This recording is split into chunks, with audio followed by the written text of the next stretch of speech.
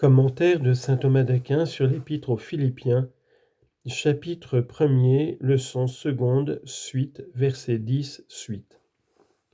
Quant aux effets, l'apôtre recommande d'abord de se préserver du mal, ensuite de se perfectionner dans le bien.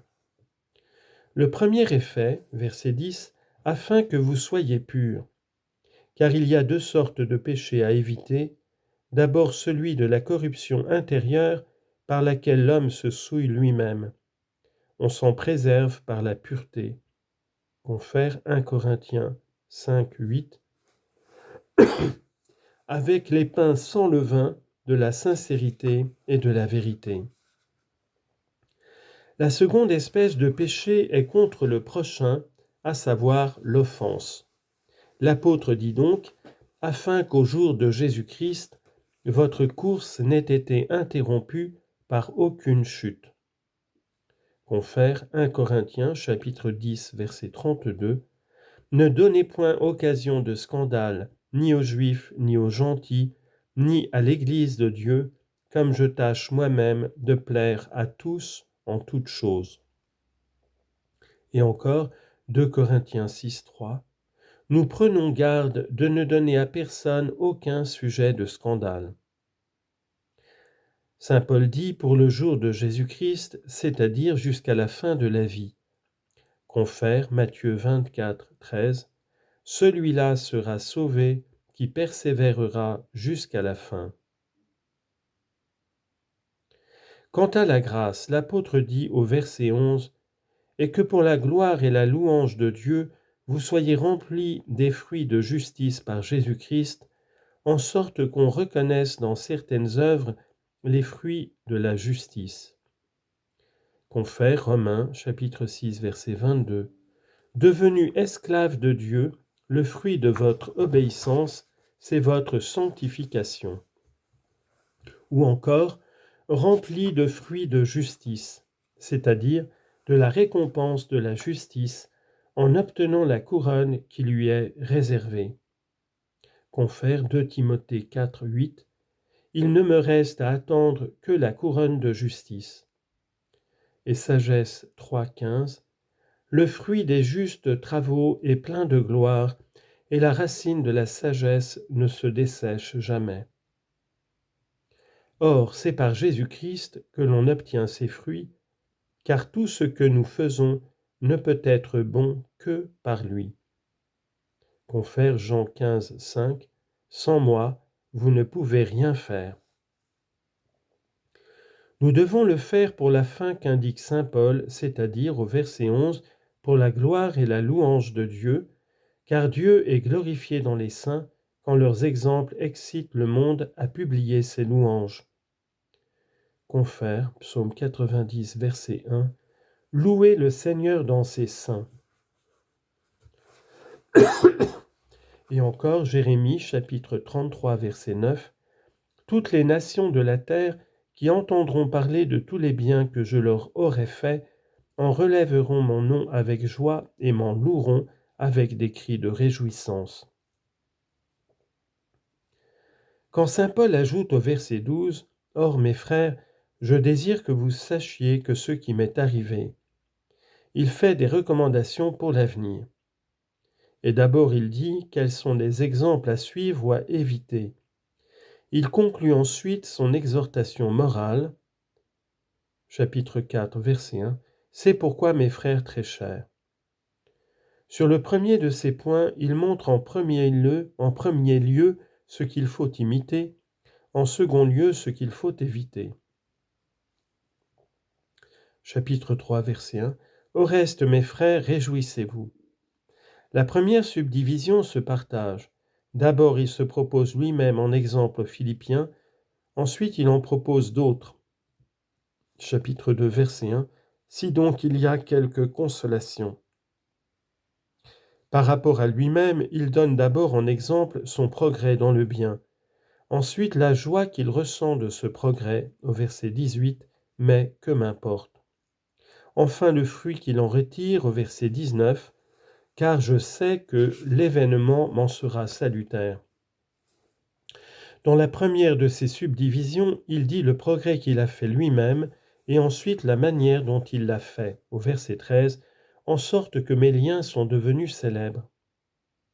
Il dit donc, « Je vous ai recommandé de travailler à votre avancement et de prendre pour modèle le progrès que j'ai fait moi-même. » Verset 12, « Je veux donc que vous sachiez, mes frères, que tout ce qui m'est arrivé extérieurement, puisque ce sont des tribulations.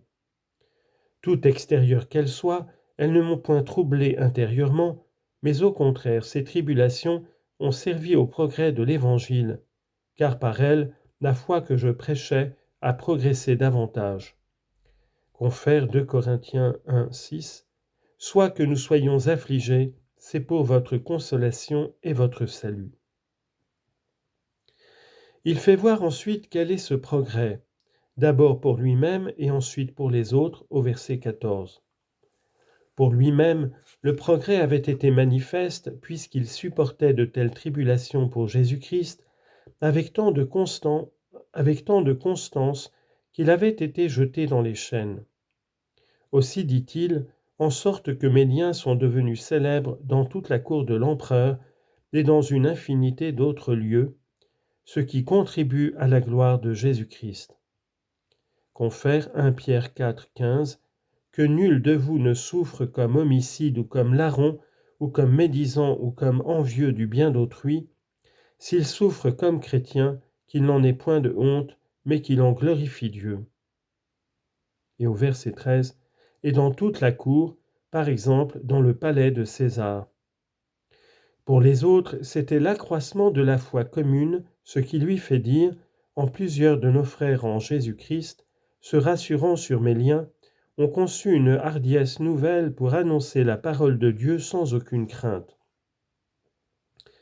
Confère premier livre des Maccabées, chapitre 4. Ecclésiaste, chapitre 10, verset 2. Tel qu'est le juge du peuple, tels sont ses ministres. Et encore, Proverbes, chapitre 28, verset 1. Le juste est hardi comme un lion et ne craint rien. Cependant, parmi les autres, il y avait de la diversité, car quelques-uns prêchaient bien et d'autres prêchaient mal. Parmi ceux qui prêchaient bien, les uns le faisaient par un motif de charité, comme les autres par l'affection particulière qu'ils portaient à l'apôtre. Parmi ceux qui prêchaient mal, les uns y étaient entraînés par la malice commune, les autres par une haine spéciale contre l'apôtre. Or, à mon avis, saint Paul indique ici un double motif qui déterminait certains ministres à prêcher. D'abord l'envie. L'apôtre montre leur intention mauvaise quand il dit au verset 15 « Il est vrai que quelques-uns prêchent par un esprit d'envie et de contention. » Jacques chapitre 3 verset 16 « Où il y a de la jalousie et un esprit de contention, il y a aussi du trouble et toutes sortes de mal. » Confère 1 Corinthiens 3, 3. « Puisqu'il y a parmi vous des jalousies, des disputes, n'est-il pas visible que vous êtes charnels et que vous vous conduisez selon l'homme ?» Ensuite, l'amour de Jésus-Christ et de son évangile, ce qui lui fait dire au verset 15, et que les autres le prêchent par une bonne volonté. Confère Psaume 50, verset 20, « Faites-lui sentir les effets de votre bonne volonté. » L'apôtre complète sa pensée en disant au verset 16, « Les uns prêchent Jésus-Christ par charité, sachant que j'ai été établi de Dieu pour la défense de l'Évangile, c'est-à-dire par la charité qui fait la bonne volonté, attendu qu'ils prêchent pour me suppléer quand je ne puis enseigner. » Il explique ensuite ce qu'il avait dit en ajoutant au verset 17 que les autres le prêchent non pas avec une intention pure, mais par un esprit de pique et de jalousie, se persuadant qu'ils ajouteront une nouvelle affliction à celle de mes liens. La malice de leur jalousie se fait sentir de deux manières. D'abord parce qu'en prêchant publiquement, ils devaient exciter parmi les gentils encore plus d'irritation contre l'apôtre, qu'ils n'en avaient eu à souffrir. Ensuite, en ce qu'ils espéraient que saint Paul, apprenant qu'il s'arrogeait un ministère qui lui avait été confié, en éprouverait du trouble, et qu'ainsi pour lui l'affliction se joindrait à l'affliction.